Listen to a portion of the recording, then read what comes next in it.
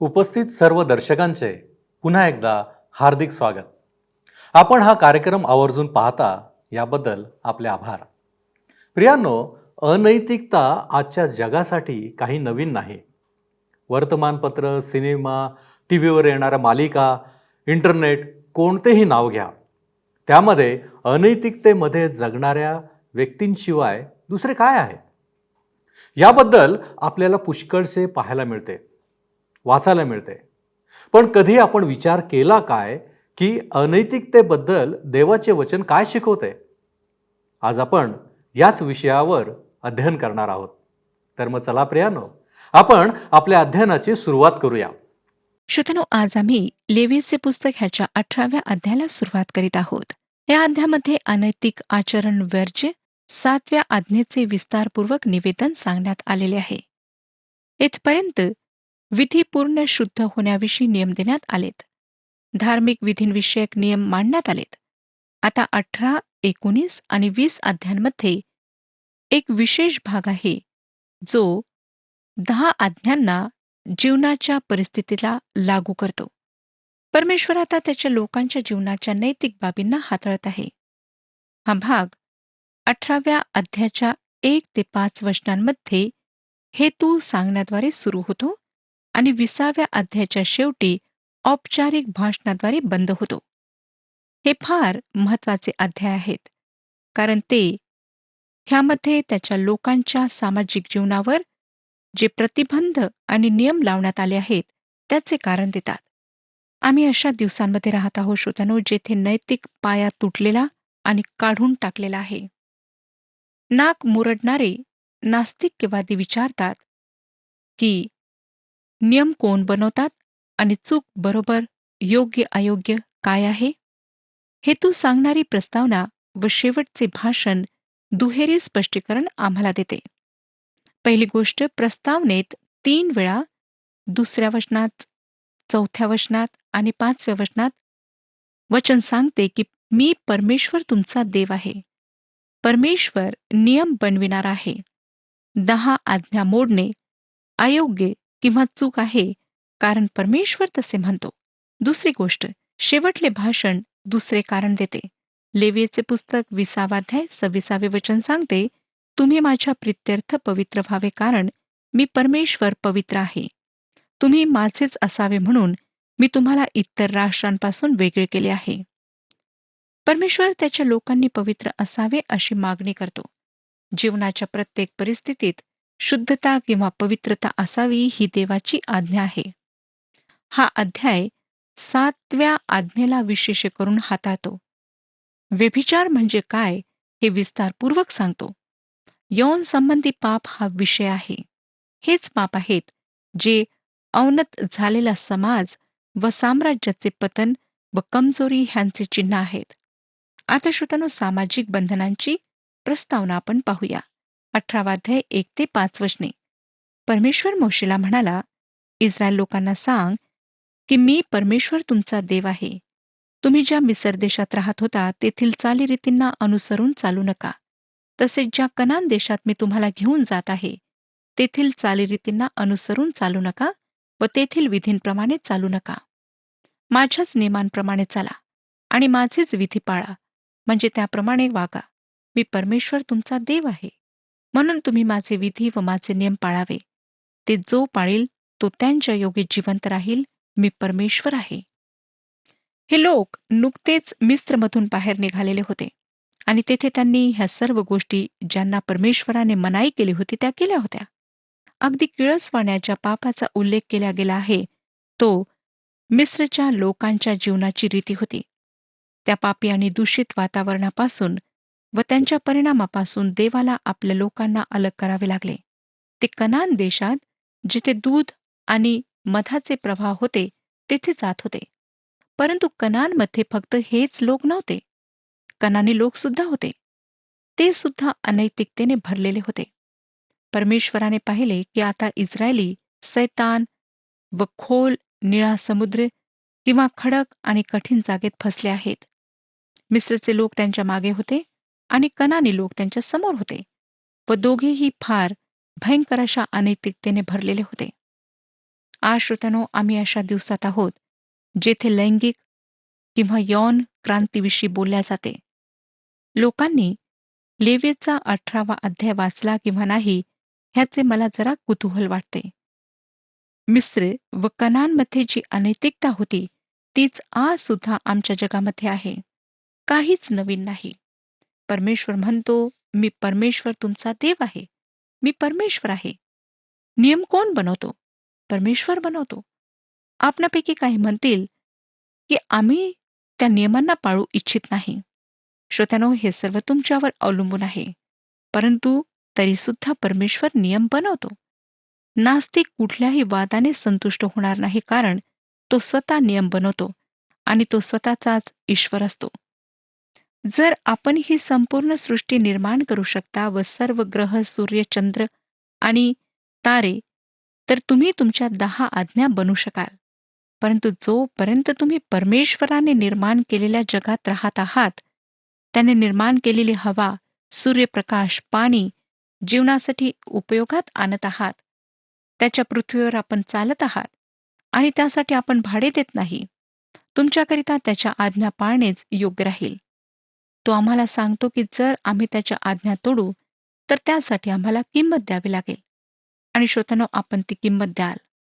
आपणाला पोलीस अटक करणार नाही, परंतु तुम्ही एक दिवस परमेश्वरासमोर त्याच्या पासून येणाऱ्या न्यायासाठी उभे राहाल. परमेश्वराने ज्या गोष्टी सांगितल्यात त्या आज सुद्धा अनैतिक आहेत. नवीन करारात थेसलनिका करास पहिले पत्र 4 अध्याय 5 ते 7 वचने काय सांगतात पहा. थेसलनिका करास पहिले पत्र 4 अध्याय 5 ते 7 वचने. देवाला न ओळखणाऱ्या परराष्ट्रीयांप्रमाणे काम वासनेने नव्हे, तर पवित्रतेने व अब्रूने तुम्हातील प्रत्येकाने आपल्या देहावर ताबा कसा ठेवावा ते समजून घ्यावे. कोणी ह्या गोष्टींचे उल्लंघन करून आपल्या बंधूचा गैरफायदा घेऊ नये, कारण प्रभू ह्या सर्व गोष्टींबद्दल शासन करणार आहे. हे आम्ही तुम्हास आगाऊ सांगितले होते व बजावलेही होते, कारण देवाने आपल्याला अशुद्धपणासाठी नव्हे तर पवित्रतेसाठी पाचारण केले आहे. तसेच इफिस्करास पत्र 4 अध्याय 17 ते 19 वचने सांगतात. इफिस्करास पत्र 4 अध्याय 17 ते 19 वचने.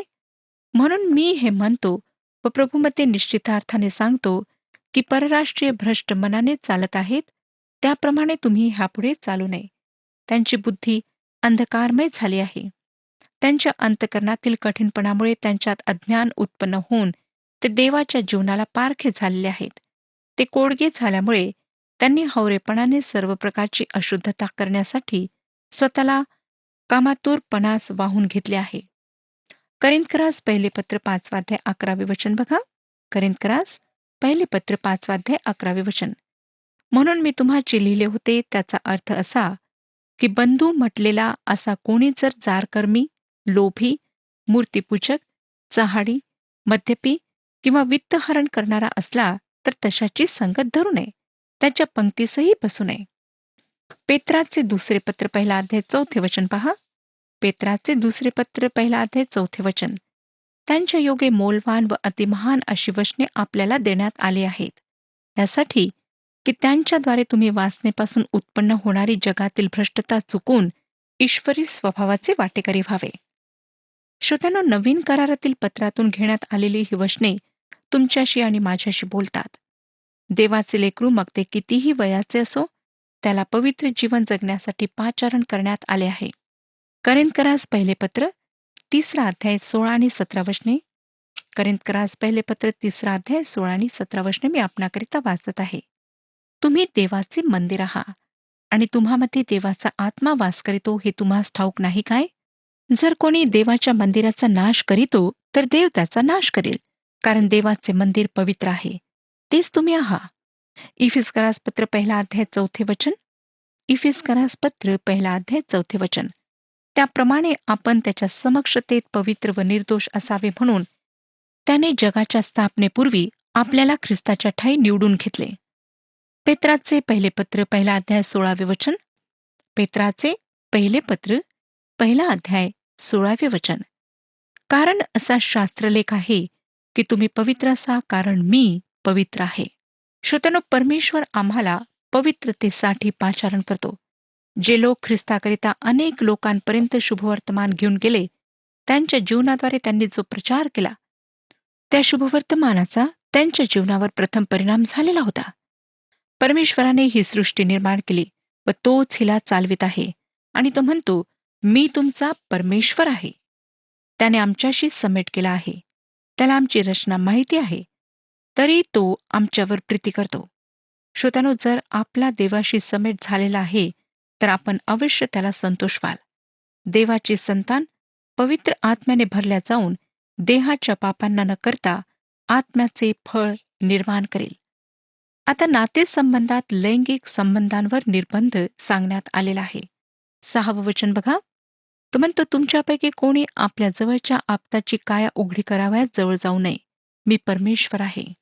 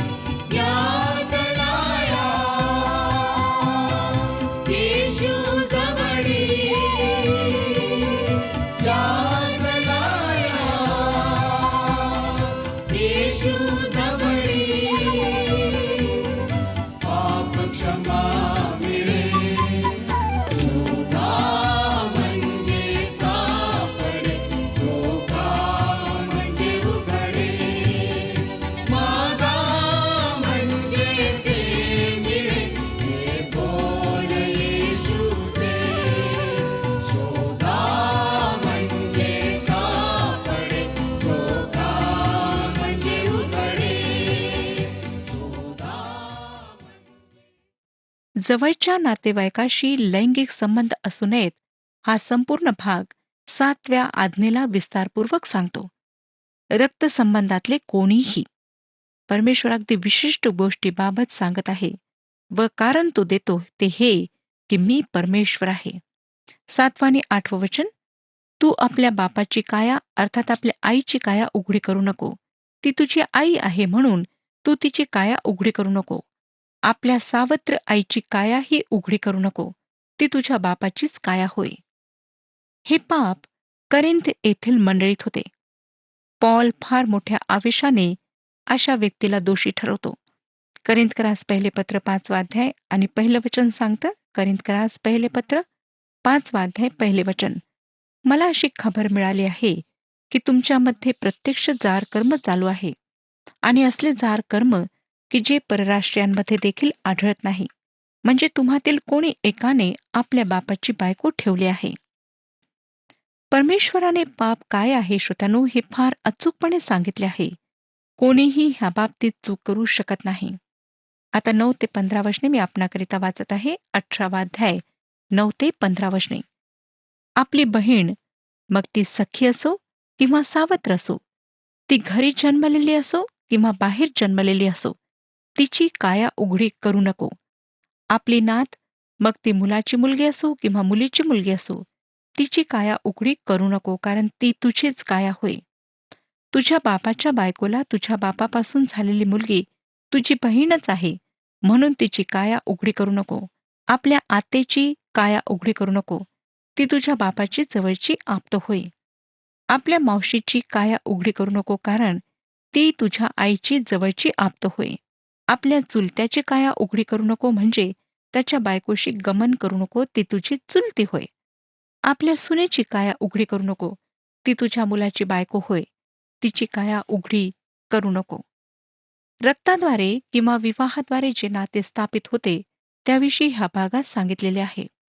मिस्रमध्ये अशी पापे होती, विशेष करून 9व्या वचनात सांगितलेली. फारो आणि टोलेमीजमध्ये बहीण व भावाच्या लग्नाची प्रथा होती. सुरुवातीला ह्याविरुद्ध काही नियम नव्हता. केन व शेताला आपल्या सख्या बहिणीशी लग्न करावे लागले. अब्रामाने अर्ध्या बहिणीशी लग्न केले. पण आता नियमाने ह्या प्रथांना रोखले होते. 16वं वचन बघा. आपल्या भावजईची काया उघडी करू नको, ती तुझ्या भावाचीच काया होय. ह्याला वचनामध्ये एक अपवाद आहे व तो सोडविणाऱ्याविषयी अनुवादाचे पुस्तक 25वा अध्याय 5 ते 10 या वचनांमध्ये सांगितलेलं आहे. वाचूया श्रोत्यानो. अनुवादाचे पुस्तक 25वा अध्याय 5 ते 10 वचने. भाऊ एकत्र राहत असले आणि त्यांच्यापैकी एक निपुत्रिक मेला, तर त्याच्या विधवेने बाहेरच्या कोणा परक्याशी लग्न करू नये. तिच्या दीराने तिच्यापाशी जाऊन तिला बायको करून घ्यावे व तिच्याबाबत दीराचे कर्तव्य करावे. त्या स्त्रीला जो पहिला मुलगा होईल त्याने त्या मृत झालेल्या भावाचे नाव चालवावे, म्हणजे इस्रायलातून तो नामशेष होणार नाही. आपल्या भावजईला बायको करून घेण्याची त्या पुरुषाची इच्छा नसली तर तिने गावच्या वेशीपाशी वडील वर्गाकडे जाऊन म्हणावे की माझा दीर आपल्या भावाचे नाव इस्रायलात ठेवायला कबूल नाही आणि माझ्याशी दीराच्या कर्तव्याला अनुसरून वागावयाची त्याची इच्छा नाही. मग त्याच्या नगरातल्या वडील वर्गाने त्याला बोलावून आणून त्याच्याशी बोलणे करावे.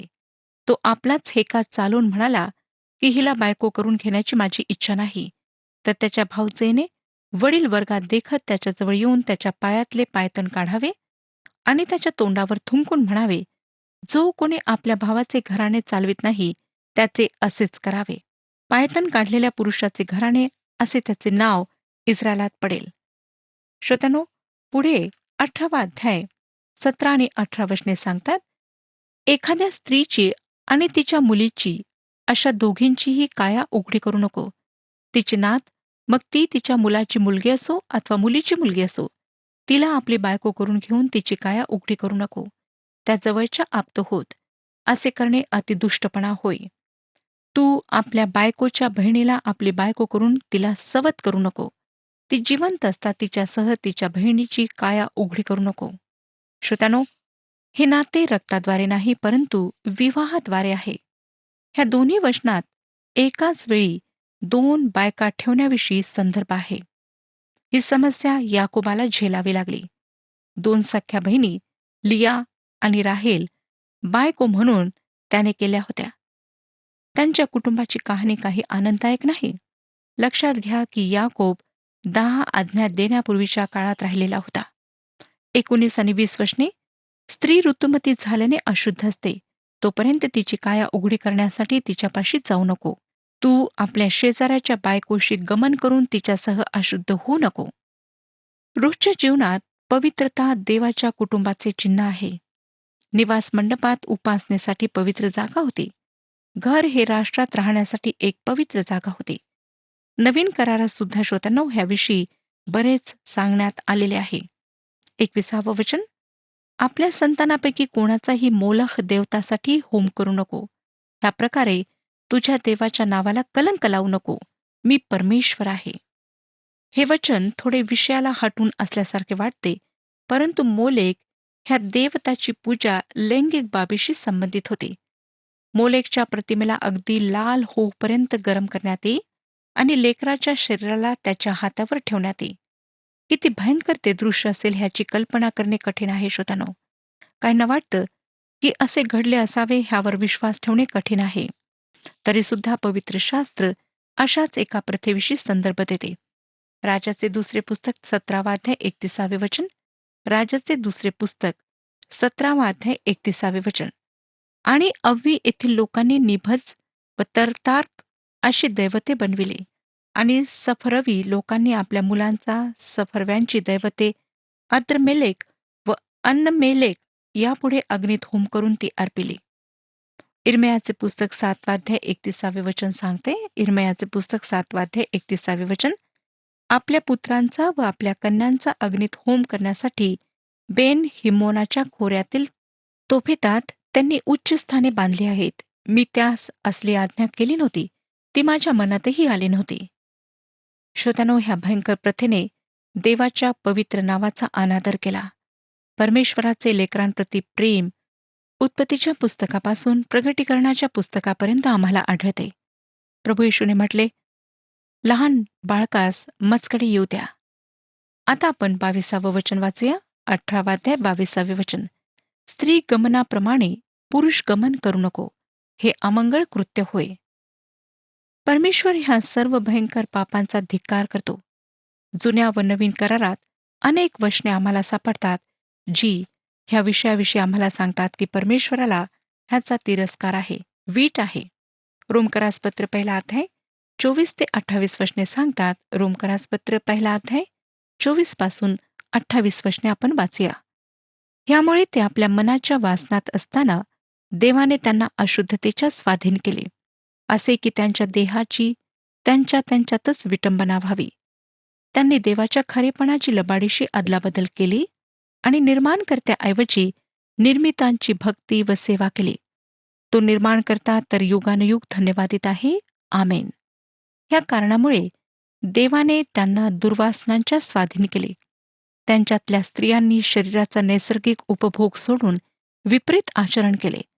तसेच पुरुषांनीही स्त्रियांचा नैसर्गिक उपभोग सोडून परस्परे कामसंतप्त होऊन पुरुषांनी पुरुषांबरोबर अनुचित कर्म केले आणि त्यांनी आपल्या भ्रांतीचे योग्य प्रतिफळ आपल्या ठायी भोगले. आणखी ज्या अर्थी देवाची जाणीव ठेवण्यास ते मान्य झाले नाहीत, त्या अर्थी देवाने त्यांना अनुचित कर्मे करण्यास विपरीत मनाच्या स्वाधीन केले.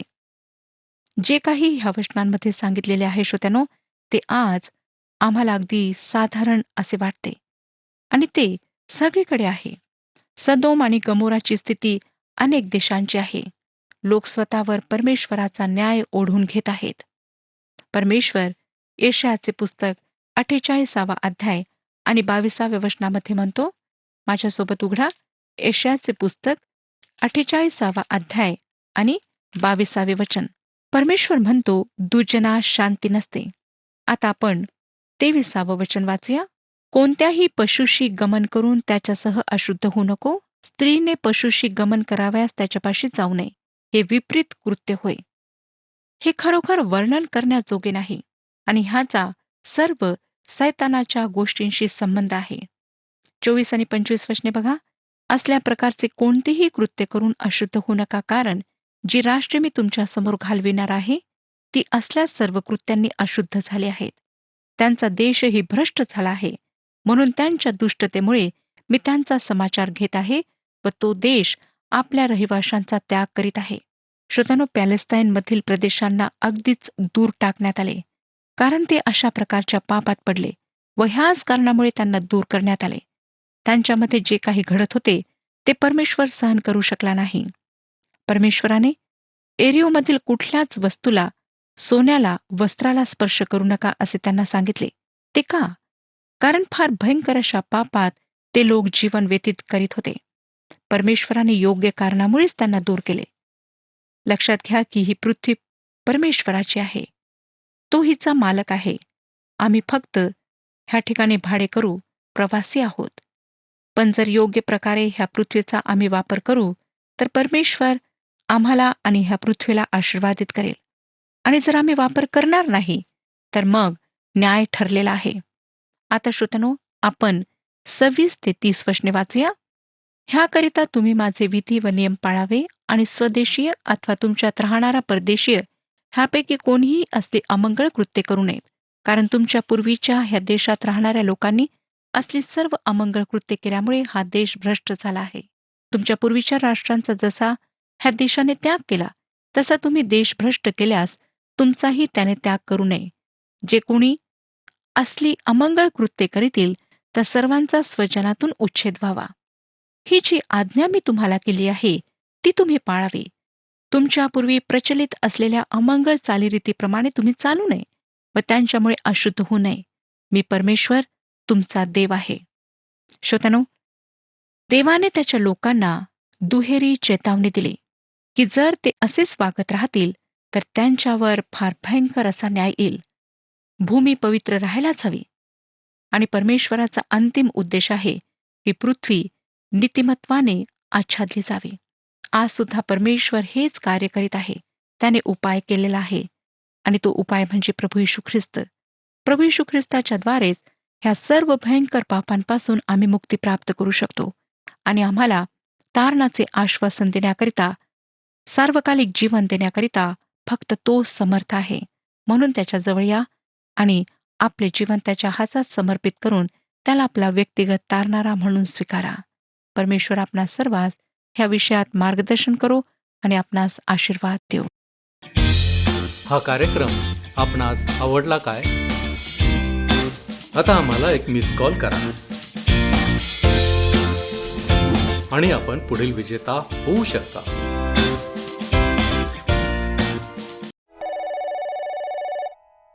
प्रियांनो, नियम परमेश्वराने बनविलेले आहेत आणि त्याचे पालन करणे हे आमचे आद्य कर्तव्य आहे. अनैतिकता, व्यभिचार संपूर्ण मानवजातीला एक कलंक आहे. आज अनेक कुटुंबे उद्ध्वस्त होण्याचे प्रमुख कारण अनैतिकता आहे. परमेश्वराने इस्रायल लोकांना अनैतिकतेपासून सावध केले, ते याचसाठी की त्यांनी अशुद्ध ठरू नये. काय यातील गोष्टी आज आम्हाला लागू आहेत काय? काय आम्हीही अनैतिकतेमध्ये आनंद घेतो? काय आम्हाला बदलण्याची गरज आहे? आपण प्रार्थना करू. प्रभूजी, आम्ही तुझ्या चरणापाशी आलेलो आहोत. आम्हाला ठाऊक आहे की आमचं हृदय कपटी आहे. या हृदयामध्ये अनेक वाईट विचार आहेत आणि प्रभूजी, आम्ही सातत्यानं दुष्ट आचरण करत असतो.